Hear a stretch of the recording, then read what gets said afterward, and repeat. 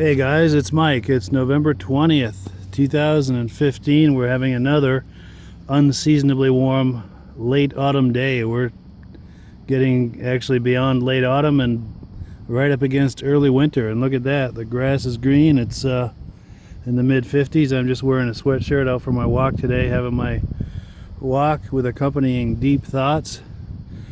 Thoughts that are at least deep to me. I don't know if they're deep to anyone else, but that's, I don't know, when I historically any time that I've been out walking or riding a bicycle, it really seems to stimulate my thoughts. Great time to think about things and solve problems and just contemplate and ruminate and all that wonderful stuff. So here's my thought of the day, and I dare say I've got more questions than answers on this, but just put it out there and see what kind of feedback I get, see if it resonates with anyone, and just see where it takes us. So I've talked about this in the past, but boy, you can't turn on the TV or get on social media or YouTube or just be out in public these days without being painfully aware of all of the conflict and divisiveness today. It's unbelievable.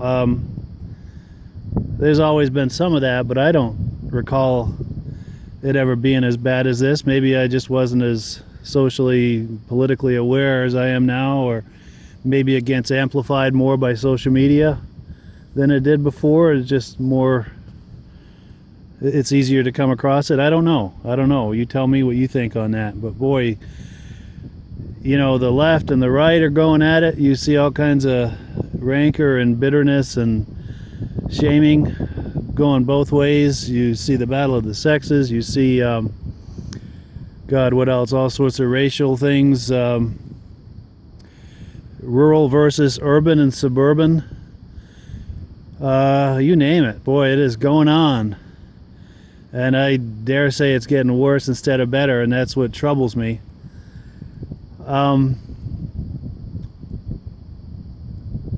Where am I going with this? When I think about, I'm going to say 50 plus years ago, it brings us into the 60s. My perception of things, and I mind you, I was just a little kid at that time. I was just a toddler, but my understanding, limited as it was as a kid, and also looking back, is that the religious right was kind of the self-imposed arbiter of public opinion, and they were in power in a collective way in society, and they knew it, and boy, they weren't afraid to exercise that and let you know at any turn what they thought you were doing wrong. And there was all sorts of shaming and blaming and persecuting and finger pointing, and it was a long, slow process, but the progressives kind of came along and kind of, what's the word I'm looking for? Mitigated that. Maybe mitigated is the word. You know, there's still some of that. There'll always be some of that, but then it started kind of going in another direction. And you would think that, wow, we're in an era of, you know, healing and reconciliation and enlightenment and all this stuff, but sad to say, I don't think that's really playing out that way. And before I start going in that direction, I've got a couple things to say. I'm neither conservative or liberal. I'm a constitutional libertarian. I'm very much a live and let live kind of guy. And, you know, I agree and disagree with things on both sides. I'm not really taking a side on this. There are things I agree and disagree with on both sides. So so now we've kind of gone in this direction of maybe a more progressive leaning, if you will, and a lot of that is well-intentioned, and I think there is good that's come from that, but it's actually, you picture a pendulum swinging to extremes. We've gone from that kind of a religious right, kind of religious oppression kind of extreme, and now we're going to a more of a politically correct sort of extreme, and I think you can take that too far as well. I think a lot of what they're doing with that is well-intentioned and well-meaning.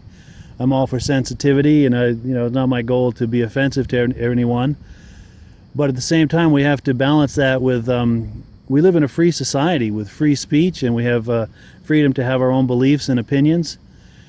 And those are every bit as important as trying to protect people that need protection, and I recognize that protection. And no one wants to be offended. I don't want to be offended either. But boy, it's getting to where you can't talk about anything or express an opinion without getting shut down or shamed or blamed or ostracized. And the bitterness and the divisiveness and the conflict is just so thick today. I don't recall it ever being as thick as that. If you picture that pendulum swinging, the center of that swing, maybe the bottom of that swing, might have been right about 1990. It doesn't seem like things were as conflicted then as they were now. Like I said, there's always been conflict, always been things for people to fight about, but the pendulum has swung the other way, and now I think there's getting to be some pushback on it. How far can you take that? And it's sad to say, but in many ways, the progressives, although it's about different issues, are not unlike the religious right and their model of oppression and shaming and intolerance. Sad to say, even though some of where they're going with that resonates with me, I have some problems with the approach, and it doesn't square with me. I'm a big constitutionalist in the Bill of Rights, and it does not square with the right to free speech or the right to have our opinions and beliefs. And also, obviously there are serious problems in our society. We're not going to make progress addressing those problems if the conversation keeps getting shut down. You can't even talk about it to try to find a solution. You can't even illustrate what some of these problems are. And just because you illustrate some of these problems doesn't mean that you're saying, yeah, those people are bad, those people are awful. You're just saying there's a problem. And there's an analogy that came to mind. I don't know if it's a good one, but I'll share it just because it's on my mind. Picture you're in someone's home and you notice there's a fire in the bathroom. So you go over there and tell them, hey, there's a fire in your bathroom. And what you get back is like, excuse me, but we call it the lavatory around here. Say, well, you can call it what you want, but you've got a fire in your home that you need to address. But we don't call it a home, we call it a domicile. You need to get your nomenclature straight, mister. Well, nomenclature this, buddy. You're not going to have a house to be in if you don't address this. If you don't call 911, I will. And I don't know that that's necessarily a tight analogy on that, but there is some truth to that, where you can't even talk today without someone doing that to you. You can't even point out a fire without someone correcting you and shaming you and derailing you.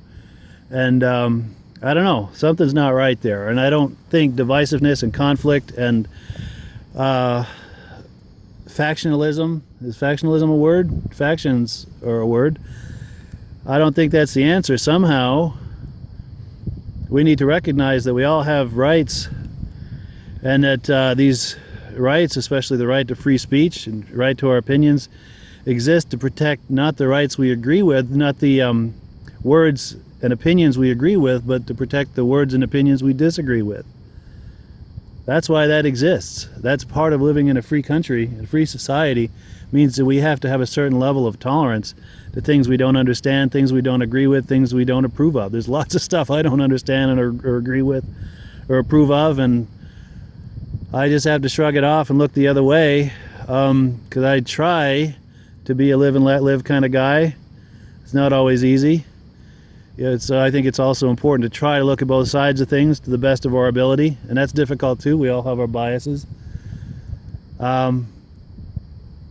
But somewhere in there, we've just got to exercise a little bit more live and let live, and a more compassion and tolerance of each other, and tolerance of things we don't understand or agree with. And instead of shutting down and shaming points of view we're not comfortable with or don't agree with or just downright piss us off, we need to take a deep breath and maybe have a conversation about it, so that maybe both sides can come out, hopefully in a civil way, and maybe if we're lucky both parties will learn something. And I'm not idealistic at all. I'm not idealistic at all, am I? So this is just an afterthought, but you know, I was talking about the pendulum swinging from extreme right to extreme left. Well, I just thought of an example that really illustrates that. I don't know if you've ever seen the movie The People versus Larry Flint. It's not just a movie, it's a story about something that really happened in the 70s, where get this, talk about the irony of being completely different from today. A conservative was upset about something that Larry Flint published in his magazine, and rightfully so, I might add, and tried to sue him. And Larry Flint was the liberal who used the First Amendment, the right of free speech, as a defense, and was victorious, decisively victorious. So it just shows you how we have come full circle, and the pendulum has swung from one extreme to the other, and it's just ironic. I'll try to find a link to that movie and put it in the notes below if I can find it. It's worth a look if you're interested in this topic and free speech and rights, freedom, just all of that. It's a very complex topic. I sympathize with why Jerry was upset. Absolutely, there's no question of how offensive that was. Jerry Falwell was completely mortally offended, and I can't say I blame him for a bit, but as far as traction or grounds for a lawsuit, he got nowhere with that, and I agree with that too. And that's the whole thing that's interesting about all of this, is that it's a complex issue, and there's interesting points on both sides. It's difficult to reconcile, and we live in a free society. Hopefully we live in a civil society. Those two concepts are often at odds, and I wish they weren't. And it's a complex issue. I don't know what the answer is, but that's it. What are your thoughts on this? Any thoughts, feelings, reactions, opinions that this has stirred up for you? Please share it. Lay it on me. Thanks for watching.